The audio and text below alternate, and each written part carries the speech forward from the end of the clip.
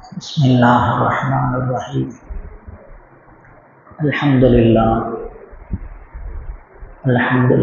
على كل حال. அல்லாஹ்வினுடைய அளப்பெரும் கிருபையினால் 13 தராவீஹை முடித்திருக்கிறோம். அல்ஹம்துலில்லாஹ்.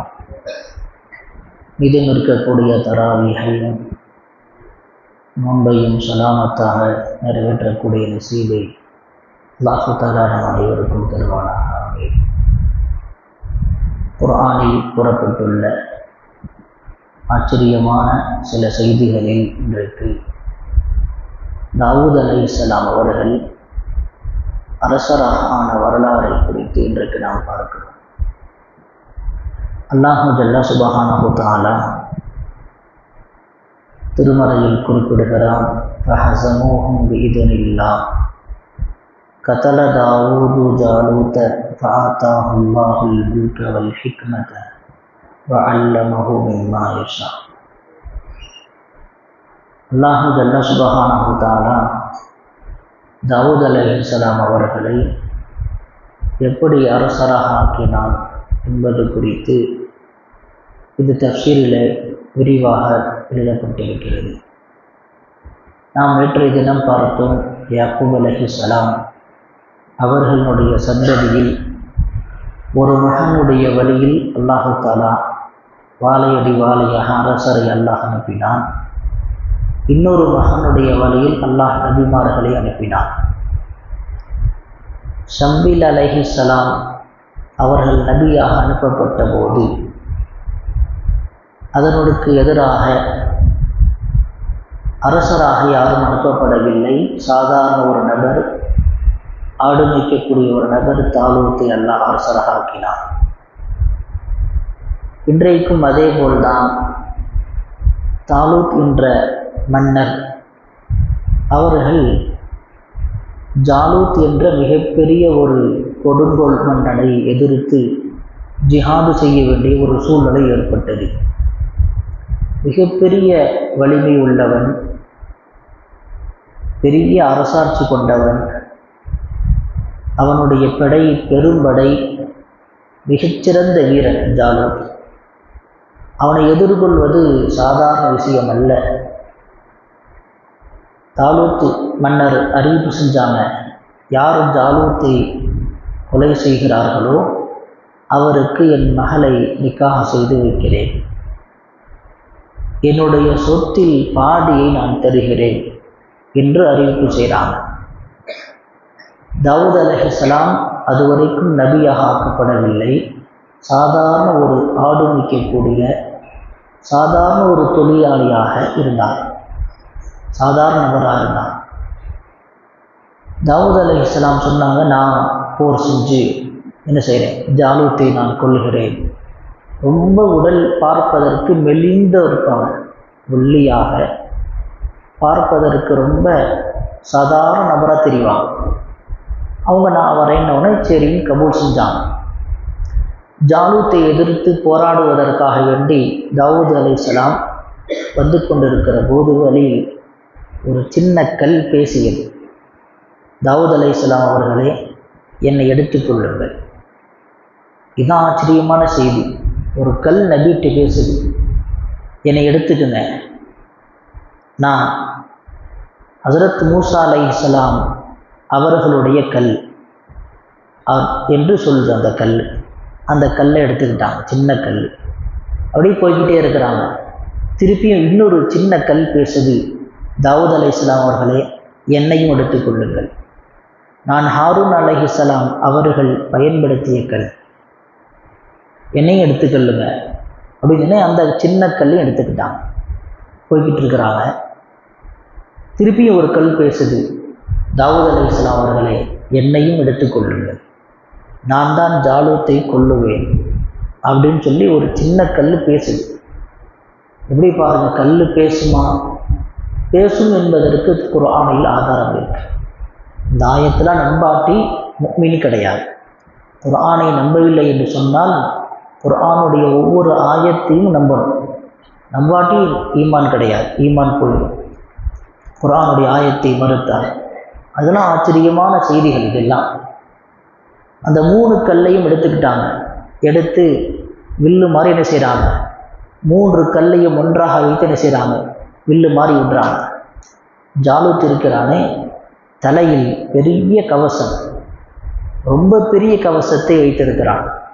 பிரம்மாண்டமான கவசம். சாதாரணமாக ஒரு 10 பேர் சேர்ந்து கூட அந்த கவசத்தை தூக்க முடியாது, அவ்வளவு கனம். எப்படி நாம் ஹஜ்ரத் திப்பு சுல்தான் ரஹ்மத்துல்லாஹி அலைஹி அவர்களினுடைய வாளை ஒரு 10 நபர் கூட சேர்ந்து தூக்க முடியாது. மைசூரில் இன்றைக்கும் கூட எக்ஸிபிஷனில் வச்சிருக்கிறாங்க. அந்த வாள் சர்வசாதாரணமாக திப்பு சுல்தான் ரஹ்மத்துல்லாஹி அலைஹி எடுத்து போர் செய்திருக்கிறாங்க. அந்த வாளை இன்றைக்கு நம்மால் ஒரு 10 பேர் சேர்ந்து தூக்க முடியாது. அது மாதிரி ஜாலூத் மன்னரினுடைய அந்த தலைக்கவசத்தை ஒரு 10 பேர் சேர்ந்தால் கூட தூக்க முடியாது. அவ்வளவு கனமாக இரும்பினால் ஆன கவசம் தலையில் அணிஞ்சிருப்பார். தாவூத் அலைஹிஸ்ஸலாம் அந்த 3 கல்லை எறிகிறாங்க. முகத்தில் பட்டு இறந்து போகிறார் ஜாலூத். அல்லாஹ் அதை தான் குர்ஆனில் சொல்லி காட்டுறான். வகத்தல தாவூது ஜாலூத்த, தாவூத் அலைஹிஸ்ஸலாம் ஜாலூத்தை கொன்றார்கள். அந்த உடலை கொண்டு வந்து தாலூத் மன்னர்கிட்ட நான் கொண்டுட்டேன் அப்படின்னு சொன்ன உடனே தாலூத் மன்னர் என்ன செஞ்சார், தான் வாக்குறுதி கொடுத்ததின் பிரகாரம் தன்னுடைய மகளை நிக்காஹ் செஞ்சு வைக்கிறார். வாக்குறுதி கொடுத்த நிறைவேற்றணுங்கள்ல, மன்னர் என்ன செய்கிறார், வாக்குறுதியை நிறைவேற்றினார். தன் சொத்தில் பாதியை கொடுக்கிறார். பாருங்க, அல்லாஹ் ஒரு நபரை உயர்த்த வேண்டும் என்று நாடிவிட்டால் அல்லாஹ் எப்படி உயர்த்துறான் பாருங்க. ஆடு வைத்து கொண்டிருந்த சாதாரண ஒரு நபர், பார்ப்பதற்கு தோற்றம் கூட சாதாரண தோற்றம், மிகப்பெரிய வீரனுடைய தோற்றம் கூட கிடையாது. ஆடு வைத்து கொண்டிருந்த தாவூத் அலைஹிஸ்ஸலாம் அவருக்கு அரசருடைய மகள் கிடைக்கிறார் மனைவியாக. அரசிலிருந்து மிகப்பெரிய சொத்து கிடைக்குது, பெரிய செல்வந்தராகிறான். தாலூத் மன்னர் கீழே பல ஆண்டுகள் 40 ஆண்டுகள் அமைச்சராகவே பணி செய்கிறான். 40 ஆண்டுகள் தாலூத் மன்னர் வஃபாத்திற்கு பிறகு, அதுக்கப்புறம் அல்லாஹ் தஆலா என்ன செய்கிறான், நுபுவத்தை அல்லாஹ் கொடுக்குறான். அரசராகவும் இருந்தாங்க. நீண்ட காலத்திற்கு பிறகு நுபுவத் அல்லாஹ் தஆலா கொடுக்குறான். எல்லாத்துக்கும் பொதுவாக 40 வயதில் அல்லாஹ் நுபுவத்து கொடுப்பான். தாவூத் அலைஹிஸ்ஸலாம் அவர்களுக்கு அப்படி இல்லாமல் நீண்ட வயதில் அல்லாஹ் தஆலா நுபுவத்தை கொடுக்குறான். அரசராகவும் இருந்தாங்க, நபியாகவும் இருந்தாங்க. ஹஜ்ரத் தாவூத் அலைஹிஸ்ஸலாம் அவர்கள் வாழ்ந்து கொண்டிருக்கக்கூடிய அந்த காலகட்டத்தில் அவர்கள் அந்த அரசிலிருந்து வரக்கூடிய வருமானத்தின் மூலமாக சாப்பிடலை. அரசியலினுடைய அந்த அரசு கஜானாவிலிருந்து வரக்கூடிய வருமானத்திலிருந்து சாப்பிடலை. அல்லாஹ் தஆலா இன்னொரு பவரை கொடுத்துருந்தான், சூப்பர் பவர் சொல்கிறாங்கல்ல. தாவூத் அலைஹிஸ்ஸலாம் இரும்பை கையில் எடுத்து அப்படி வளைச்சாங்கன்னா மெழுகு மாதிரி வளையும். அல்லாஹ் அப்படிப்பட்ட ஒரு ஆற்றலை கொடுத்துருந்தான். ஒரு நாளைக்கு ஒரு கவசம் செய்வாங்க, இரும்பினாலான கவசம், போர் கவசத்தை. ஒரே ஒரு கவசத்தை செய்வார்கள். 600 திர்ஹத்திற்கு அதை விற்பார்கள். அதை 3ஆக பிரித்து, ஒன்று தனக்காக, இன்னொரு தன்னுடைய குடும்பத்தினருக்காக, இன்னொன்று ஏழை மக்களுக்காக சதக்கா செஞ்சிருவாங்க. ஒரு நாளைக்கு 1 தான் செய்வாங்க, 1 விற்றுருவாங்க. அப்படிப்பட்ட ஒரு ஆற்றலை அல்லாஹ் கொடுத்துருந்தான். இங்கே நம்ம இன்னொரு செய்தியை கவனிக்க வேண்டும். ஸல்லல்லாஹு அலைஹி வஸல்லம் சொல்லித்தராங்க, ஒரு மனிதர் சாப்பிடக்கூடிய சாப்பாட்டில், உணவில் எது சிறந்த உணவு? ஸல்லல்லாஹு அலைஹி வஸல்லம் சொன்னாங்க, தான் கையால் சம்பாதித்து சாப்பிடுகிற உணவு தான் சிறந்த உணவு. இன்றைக்கு எத்தனையோ நபர்கள் குறை சொல்வதற்கல்ல, அடுத்தவருடைய உழைப்பில் என்ன செய்கிறாங்க, நல்லா இருந்தும் சம்பாதிக்க போகாங்க. உழைப்பை இஸ்லாம் வலியுறுத்துது. உழைக்கணும்னு சொல்லுது. வியாபாரம் செய்ய, வியாபாரத்தை வலியுறுத்துது. கைத்தொழில் செய்ய, வியாபாரம் செய்ய, ஆடு மேய்ங்க, ஏதோ ஒன்று வியாபாரத்தை செய்வதை இஸ்லாம் வலியுறுத்துது. ஸல்லல்லாஹு அலைஹி வஸல்லம் மிகப்பெரிய சுப செய்தியை சொன்னாங்க.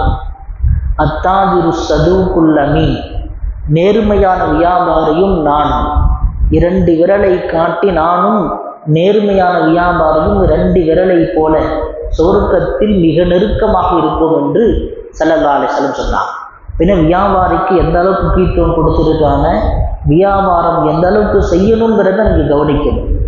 தொழில் செய்வது, வியாபாரம் செய்வது இஸ்லாத்தில் ரொம்ப வரவேற்கப்பட்ட ஒரு செயல். இது அடுத்தவங்கள்ட்ட உட்கார்ந்து சாப்பிடாம, அடுத்தவங்களுடைய ஊதியத்தில் சாப்பிடாம, தானாக என்ன செய்யணும், சுயமாக சம்பாதித்து சாப்பிடுவதை இஸ்லாம் வலியுறுத்துது. அந்த அடிப்படையில் தாவூத் அலைஹிஸ்ஸலாம் அரசு கசானாவை சாப்பிடாமல் அவர்கள் இரும்பு கவசத்தை செய்து கடைசி காலம் வரைக்கும் பெரிய செய்தார். அவர்களுடைய வஃபாத் வரைக்கும் சொந்தமாக சுய தொழில் செய்து என்ன செஞ்சாங்க, சாப்பிட்டாங்க. இது நபிமார்களுடைய சுன்னத்தில் ஒன்று, சுய தொழில் செய்வது. சுயமாக ஒரு தொழில் செய்வது நபிமார்களுடைய ஒரு சுன்னத். இன்றைக்கான பாடம் சுயமாக ஒரு தொழில் செய்வது, ஹலாலான முறையில், அல்லாஹுக்கு பிடித்தமான முறையில், நேர்மையான முறையில் என்ன செய்வது. கொஞ்சம் வியாபாரம் செய்தால் போதும், அல்லாஹ் தான் பரக்கத்து வச்சிருக்கான். வியாபாரத்தில் தான் 99% பரக்கத்தை வியாபாரத்தில் அல்லாஹ் வச்சிருக்கான். 99% பரக்கத்தை எல்லாம் வியாபாரத்தை வச்சுருக்கான். ஒரு அரசு ஊழியராக போகிறோம், அதில் போனால் என்ன செய்யணும், 4-5 சில விஷயங்கள் செய்ய வேண்டிய நிர்பந்தமான சூழ்நிலை ஏற்படும். லஞ்சத்தை என்ன செய்யணும், வாங்க வேண்டிய ஒரு சூழ்நிலை ஏற்படும், அல்லது லஞ்சம் கொடுக்க வேண்டிய ஒரு சூழ்நிலை ஏற்படும். இப்படிதான் ஒரு சட்ட சிக்கல் இருக்குது. சில சமயங்களில் ஏமாற்ற வேண்டிய ஒரு சூழ்நிலை இருக்கும். இப்படி இந்த சூழ்நிலையில் இருந்தெல்லாம் இந்த வியாபாரம் பாதுகாக்கிறது. நேர்மையான முறையில் வியாபாரம் செய்தால் அந்த அடியார் அல்லாஹுக்கு மிக பிரியமான அடியாராக ஆகிறார். ரசூலினுடைய முகப்பத்தை கிடைக்கிறது, ரசூலினுடைய நெருக்கம் நாளைக்கு கிடைக்குது. அது மட்டுமல்ல, இன்றைக்கு நாம் பெற வேண்டிய 2வது பாடம், கொடுத்த வாக்குறுதியை நாம் நிறைவேற்றணும். எப்படி தாலூத்து மன்னர் சொன்னாரோ, யார் ஜாலூத்தை கொள்றாங்களோ என் மகளை நிக்கா செய்து கொடுக்கிறேன், என் சொத்துல பாதி தரேன். நான் இன்றைக்கு நாம் நம்ம பிள்ளைகளுக்கு என்ன செய்வோம், சில சமயம் எதார்த்தம் சொல்லுவோம், நீ நோன்பு வச்சேன்னா 30 நோன்பு வச்சேன்னா உனக்கு இது வாங்கி தரேன், உனக்கு என்ன செய்கிறேன், ஏதாச்சும் ஒரு பரிசு பொருளை சொல்லுவோம். பையனுக்கு கஷ்டப்பட்டு நோன்பு வச்சுருவானுங்க, அத்தாட்ட காசு இல்லைடா, அடுத்த வருடம் காசு வரவிட்டு வாங்கி தரேன், அப்படி தான் சொல்லக்கூடாது. எப்படியாவது செய்யணும், அவர்களை ஊக்கப்படுத்தும் விதமாக. இன்றைக்கு எத்தனையோ சிறார்கள் ஆச்சரியமாக இருக்குது, 2வது படிக்கிறாங்க, 3வது படிக்கிறாங்க, ஸ்கூலில் எல்லா பிள்ளையும் நோம்பிக்கிறாங்க. ஆனால் அதே எதிர்பார்த்துட்டு பார்க்குறோம் பெரியவங்க. அல்லாஹ் தஆலா ரொம்ப கவலையாக இருக்குது. டீ கடையில் சர்வசாதாரணமாக எந்த விதமான கூச்சமும் இல்லாமல், பயமும் இல்லாமல் செய்கிறாங்க. சாதாரணமாக டீ கடையில் வெளிப்படையாகவே டீ குடிக்கிறாங்க, பச்சி சாப்பிட்றாங்க, வடை சாப்பிட்றாங்க. நோம்புடைய காலத்தில் நம்ம தலைக்கு மாறி பேசிக்கொண்டு இருக்கிறோம். இன்றைக்கு நாம் பெற வேண்டிய 2வது பாடம், கொடுத்த வாக்குறுதியை நிறைவேற்றணும். தாலூத்து மன்னர் செஞ்சார், கொடுத்த வாக்குறுதியை நிறைவேற்றினார். எனவே அல்லாஹ் ஜல்ல சுப்ஹானஹு வ தஆலா நம் அனைவரையும் குர்ஆனில் சொல்லப்பட்டிருக்கிறபடி அல்லாஹ் தஆலா கொடுத்த வாக்குறுதியை நிறைவேற்றுவதற்கும் சுயமாக ஒரு தொழில் செய்வதற்கும் அல்லாஹ் அனைவருக்கும் தௌஃபீக் செய்வானாக. ஆமீன். வ ஆகிரு தஅவானா அல்ஹம்துலில்லாஹி ரப்பில் ஆலமீன்.